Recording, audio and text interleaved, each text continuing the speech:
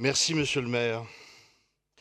Madame la maire, même si vous n'êtes pas là et vous êtes effectivement sans doute sur le terrain, dans le 16e arrondissement, qui a connu cette nuit un incendie d'une gravité extrême, et permettez-moi de saluer l'ensemble des pompiers et des sauveteurs.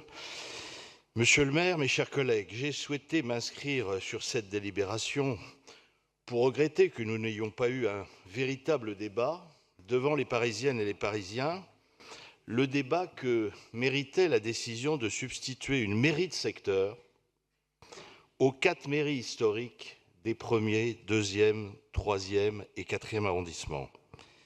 Et c'est une grave erreur qui ne portera pas chance, nous le pensons, je le pense, à ces inspirateurs, car quand les Parisiens découvriront la vérité, ils exprimeront leur désarroi puis leur colère. Une colère d'autant plus justifiée que la situation semble inappropriée, voire inique. Car pourquoi décider de faire un secteur électoral en regroupant les 4 arrondissements du centre de Paris qui ont chacun une identité forte et une histoire spécifique? Le premier, l'arrondissement des Halles et du Louvre. Le second, l'arrondissement des Grands Boulevards et de la Bourse. Le troisième, l'arrondissement des artisans, du musée Picasso et de Pierre Heidenbaum.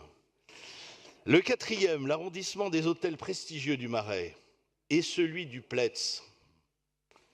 Pourquoi le faire dans le centre de Paris et ne pas le faire ailleurs? Si on avait voulu être cohérent, on aurait dû continuer l'ouvrage avec les autres arrondissements et constituer des secteurs électoraux dans toute la capitale, en travaillant notamment sur les quartiers administratifs qui sont, comme vous le savez, au nombre de 80. La vérité est qu'on ne l'a pas fait pour une raison éminemment politique.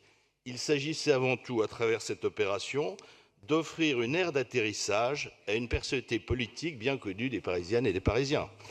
Ce faisant, on a préféré sacrifier les intérêts de plus de 100 000 personnes, bafouer la démocratie et éloigner des services de proximité, je pense notamment à ceux de l'état civil et à la délivrance des titres d'identité, ça a été cité tout à l'heure par Marie-Laure Harel, nombre de résidents. Alors que chacun des 4 premiers arrondissements sont chacun de la taille d'une ville de province, on décide de rayer d'un trait de plume 3 mairies du cœur historique de la capitale. Certes, le centre de Paris perd des habitants, mais à qui la faute? Elle est en tout cas largement partagée, puisque globalement, Paris et la quasi-totalité des arrondissements en perdent selon le dernier recensement. Et face à cette situation, quelle est la réponse de la mairie de Paris? Eh bien, mes chers collègues, elle décide de réduire l'emprise de son administration, alors que nous le savons, dans la crise démocratique à laquelle nous assistons, ça a d'ailleurs été signalé hier et relevé par de nombreux orateurs, nos concitoyens, et les Parisiens n'y font pas exception, nous demandent de bénéficier justement de davantage d'écoute, de dialogue, ce qui passe bien évidemment par une proximité renforcée. Aussi, nous vous demandons, mes chers collègues, Madame la maire, Monsieur le maire adjoint qui présidait la séance, nous vous demandons donc solennellement de renoncer à la réalisation de ce regroupement qui n'a aucun sens, aucun fondement historique, ni d'intérêt municipal, compte tenu de la modestie du nombre d'agents municipaux déployés dans chaque mairie. J'ai calculé, au total, une petite centaine sur un total de 55 000 agents municipaux. Renoncez, Madame la maire, donc à ce funeste projet qui, s'il est mené à terme, vous vaudra la colère et le ressentiment des habitants du centre de Paris.